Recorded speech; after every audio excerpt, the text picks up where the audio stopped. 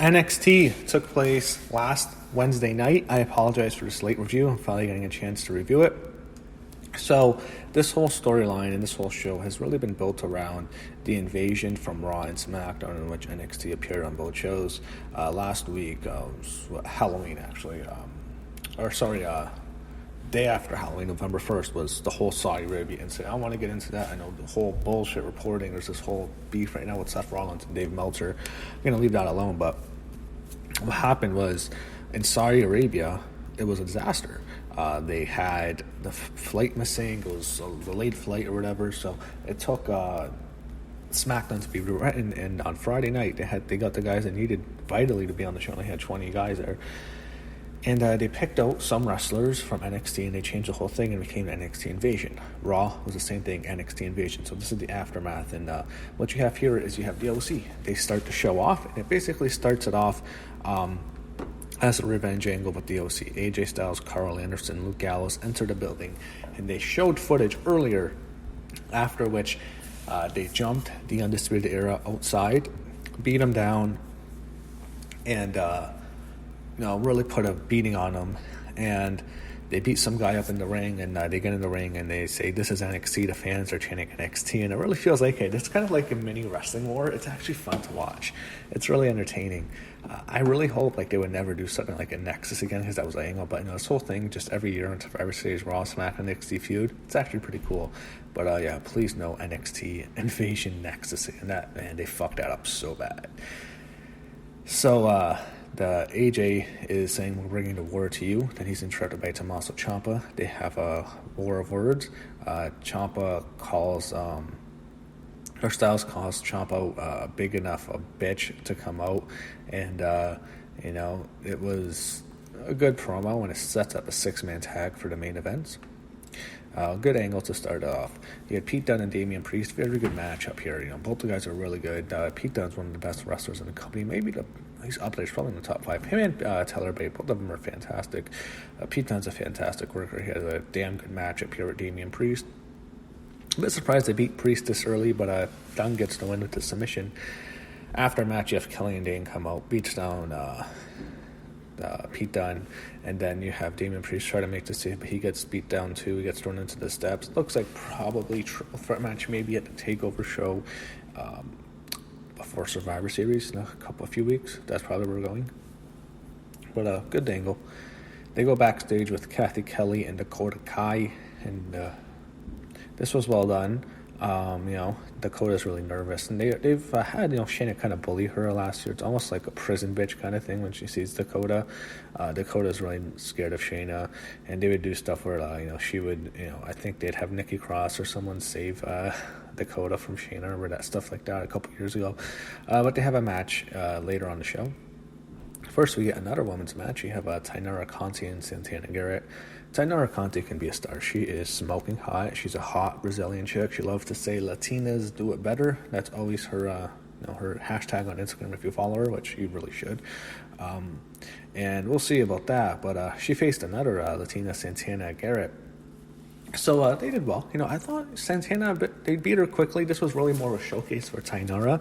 They really like her, and actually she's just called Tainara now. They don't even call her Tainara Conti, because Triple H is drinking that Vince Kool-Aid. You only have to have one name, but she's just Tainara. Santana Garrett's pretty good, but again, more so dominance by Tainara. She begins to win with her kick. She looks really good. She's one of the best asses in the company, and she's a hot Brazilian chick. They want to break into that big market in Brazil. She's a girl to do, and they They probably can push her well. So we'll see what they do with Tainara when she comes to the main roster. But I really think she can be a big star. I think she has the it factor to her, in my opinion. Next, they go to a vignette for Angel Garza. They're really building this guy up. And now you have the women's match, non-title match. You have Shayna Baszler against Dakota Kai. So here's the big story. Dakota is, Shayna's in Dakota's head. She's a bully to her. She's scared of her.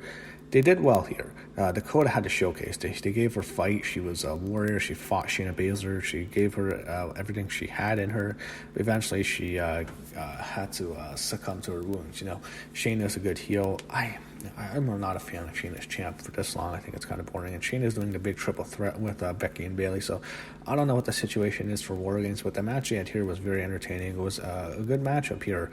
They did probably good stuff with Dakota Kai. I don't know, maybe she's going to turn heel after this. That's what I kind of expected, but they gave her a good showcase.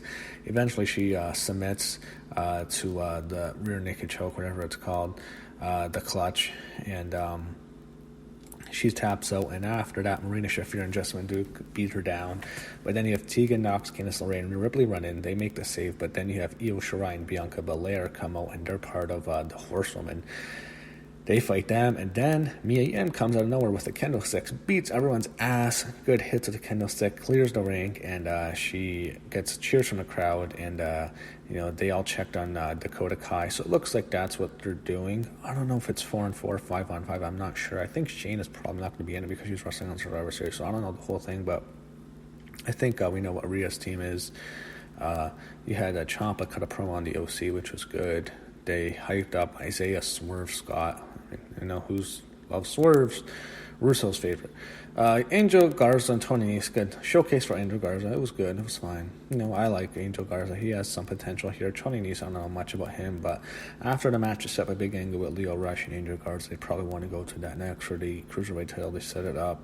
Garza refused to shake his hand. I guess Garza's the heel and Rush is the face. I don't know how anyone would ever cheer for Leo Rush, but hey, he's the face. They have Rhea Ripley backstage being interviewed, and she announces her team. Mia Yim's her fourth partner, so it's Rhea Ripley, Mia Yim, and you have kind of a mean part where she tells Dakota Kai she didn't make the cut. So I fully expect Dakota Kai to turn heel at War Games and turn on the faces, and I expect that to happen for sure. So I think, who was it? Tegan Nox is on her team too, and Candice LeRae. Am I mistaken? I hope I'm not missing anyone. Yeah, and I think the other team is Shayna. Or sorry, not Shayna. She's not wrestling. They're Jessamine, Marina, and you have Bianca Belair and Io Shirai. So it looks like that's what War Games is going to be. We'll see how good it is. You have Isaiah Swerve Scott, Luce Diamond, and Dijakovic. Swerve did well here. He had a good showcase. But Djokovic, oh my God, I can't pronounce his name. It's like a basketball player from Europe. He has those crazy names for a tennis player. Dijakovic with the win. It was a good matchup here. So they announced next week you have Io Shirai against Marina Shafir and Io Shirai against Mia Yim. Maria Yim, that's going to be a good match. A ladder match. Determine who gets the advantage in Women's War Games match. So I guess the winner gets to say who comes out first, which I assume Io Shirai is going to win because the heels always get the upper advantage. You can never have a War Games match with the faces. That just makes no sense. Heel always has to win that match. You need to have a War Games match with the heel in, so I expect Io Shirai to take that. So main event, you have the OC, AJ Styles, Carl Anderson, Luke Gallows against Tommaso Ciampa, Keith Lee, and Matt Riddle. Very entertaining matchup here. So it was really good.